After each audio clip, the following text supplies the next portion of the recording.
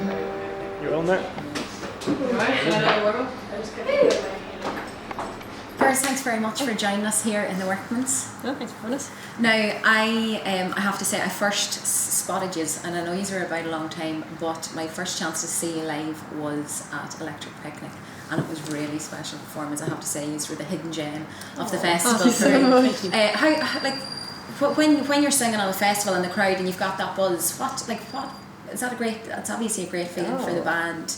Like, is festivals sets very different to performing like in an intimate venue?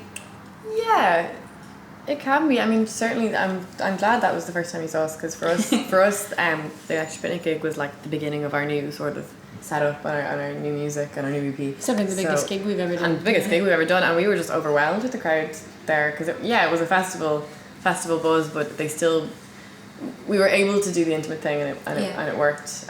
So I don't know, it's very different. I mean, we do love those shows where it's so quiet and you can hear a pin drop, but we also like to have a bit of a laugh too. So I don't know. I wouldn't be able to pick one, but you got a good mix of both though there. Yeah, because obviously you performed the a cappella track Use, which you're going to perform for us later, and it was like beautiful again. There is silence in the tent. Actually, just talking about that track, can you tell us a little bit about it? Because the video for it, it's quite dark. What was behind that? What was the inspiration behind that? Well, yes. Well, we teamed up with this really great film director. His name's Patrick Ryan from Lagoon Pictures, and he is all about very dark kind of film.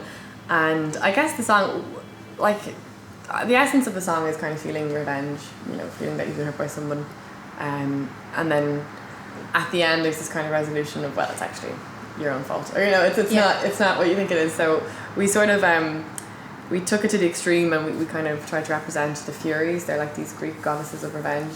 They're really gory and really aggressive and terrifying.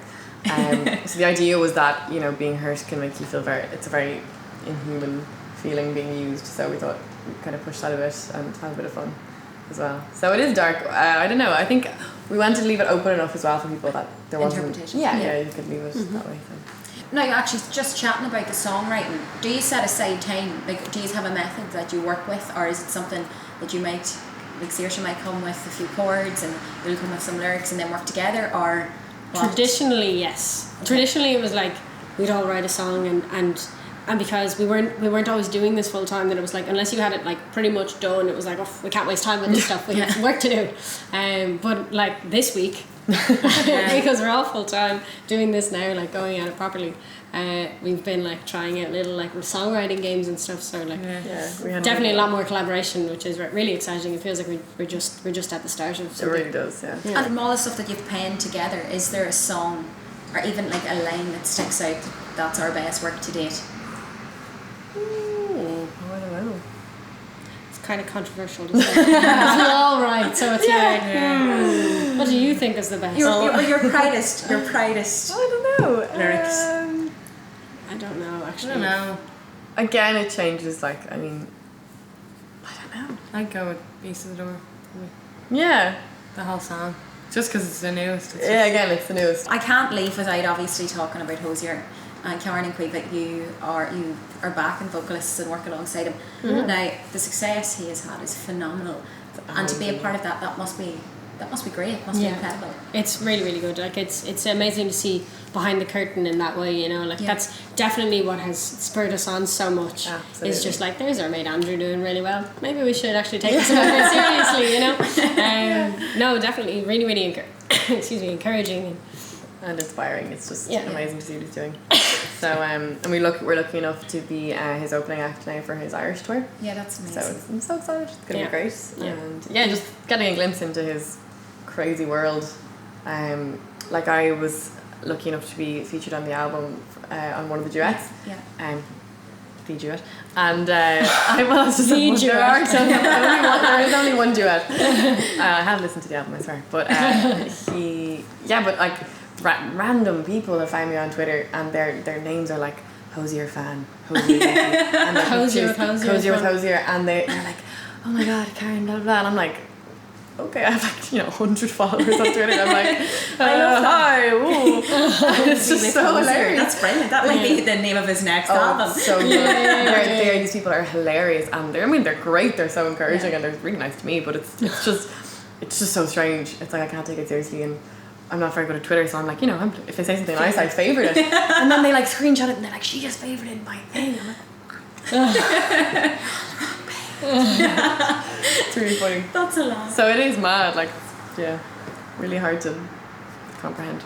But like getting that exposure, obviously, with the Irish kids, that's great. Here. Yeah, everything rhymes now. They're worth thinking that it can rhyme. Nothing can rhyme close here until now. Like, what comparisons have you had? Because that's something that everyone does. You're like, oh, you sound, similar type, haven't we? To be honest, we haven't gotten a lot of that. Like people, like at a very shallow level, people just because we're female, will compare us to female bands, but we don't really have anything musically in common with them. So I don't really take a lot from that. That's a problematic question. If you had to choose a song by another artist to claim as your own, oh my god, what would it be and why? Would it be a Jeff Buckley song? Yeah, Jeff Buckley. I would have picked Bohemian Rhapsody. What? Really? Yeah. That's mad. Great choice. Yeah. Interesting. Why? Why? Yeah. I don't know. This is class. I don't It's the know. world's- I'm a the massive world's Queen favorite fan, song. so I will go for that. Yeah, I don't know. And Jeff Buckley for you. Jeff Buckley probably. Yeah, I think actually, like, from an arranging point of view, we would look to Jeff Buckley a lot. Like the way he bridges that gap between like really, really quiet, intimate songs and really big songs. I suppose we would like that a lot. Yeah. Well, girls, we'll be seeing you before the year's out again. Yeah.